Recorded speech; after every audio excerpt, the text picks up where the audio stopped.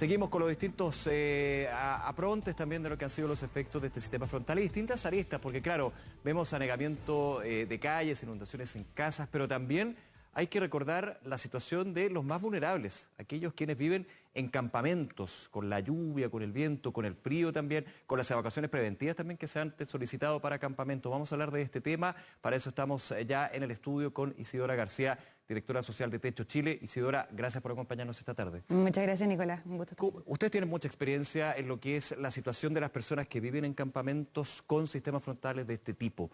¿Cómo lo han visto y se ven diferencias con respecto a otras situaciones que se han vivido?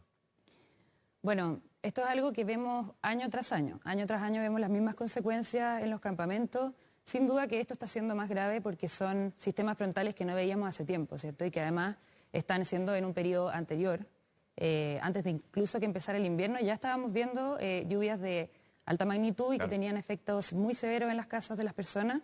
Pero es algo más o menos conocido para nosotros que venimos hace años también acompañando a las familias en invierno y lo que vemos en concreto son consecuencias bien severas al interior de las viviendas, también obviamente que afuera, depende de los campamentos también, si es que están ubicados en zonas de riesgo, por ejemplo, como hemos visto también el caso ahora que ha sido bien conocido del Ribera del Río, que ha tenido que ser un campamento evacuado por las graves consecuencias de la lluvia. Pero la verdad es que a nivel nacional, en distintas regiones, vemos efectos similares de, en concreto, colchones que se mojan, ropa que se moja, claro. Incluso paredes que quedan humedecidas hasta el verano. O sea, porque hagamos la comparación, Isidora, durante toda la semana hemos visto historias bien terribles en términos de personas con casas de muchos años, de material fuerte, digamos, y con segundo piso en algunas situaciones donde se resguardan en el segundo piso porque el primer piso se inunda completo.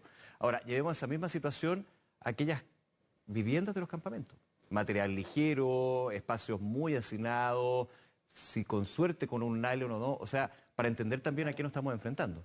Claro, tal cual, como tú dices, yo creo que las lluvias han afectado no solamente a campamentos, sino que a distintos sectores de la población. La lluvia no discrimina, para empezar. Exacto, el agua. Pero no nos afecta a todos por igual porque estamos en condiciones distintas para poder enfrentar la lluvia.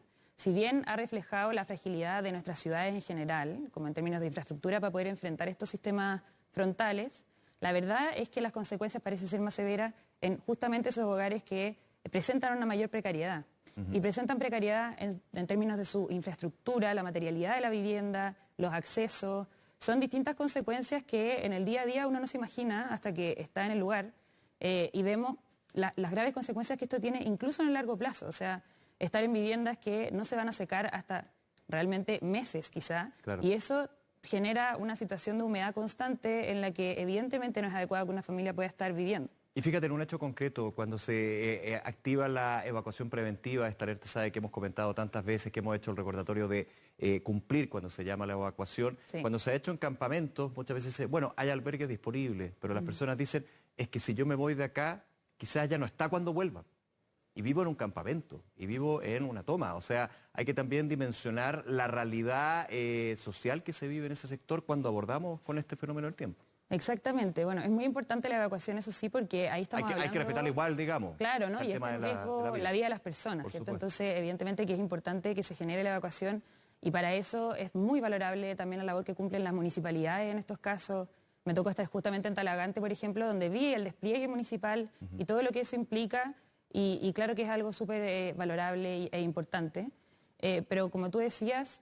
Tampoco, yo entiendo en ciertos casos lo que produce esto en las familias que justamente tienen el miedo de volver a sus casas y que no esté la casa.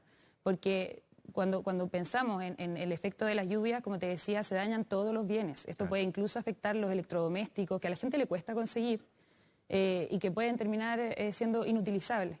Es lo poco que tienen. Isidora, por último, desde Techo Chile, ¿cuál es el llamado, también las vías de apoyo y ayuda que ustedes constantemente durante todo el año tienen, pero ante estas situaciones van fortaleciendo, reiterando? ¿Cómo se puede ayudar también para las personas que viven en campamentos con estas lluvias, con estos inclemencias del tiempo? Bueno, primero que todo, yo creo que es importante que esta es una problemática que debiera ser prioritaria, sí. La problemática de los campamentos en sí. Claro. Y es una problemática a la que le ponemos poca atención a veces y nos acordamos cuando vemos lo que está pasando ahora con las lluvias o con diversas catástrofes que son muy lamentables, pero esta problemática está ahí de manera permanente y esas familias se encuentran ahí en una emergencia permanente. que se ve obviamente mucho más profundizada, Intensificada. claro, por las lluvias y otras cosas de este tipo. Pero son familias que están ahí de manera permanente y necesitan nuestro apoyo constante. Nosotros como Techo estamos desplegados en 10 regiones del país de manera permanente, trabajando con comunidades de campamento y necesitamos obviamente la colaboración de todas y todos. Necesitamos que este sea un problema país y necesitamos volver a poner a los que más necesitan en prioridad. De todas maneras, Isidora García, directora social de Techo Chile. Isidora, gracias por acompañarnos aquí en 24 tarde. Muchas gracias a ustedes por la invitación. Cuídate, nos vemos. Chao. Vamos a ir a otro punto.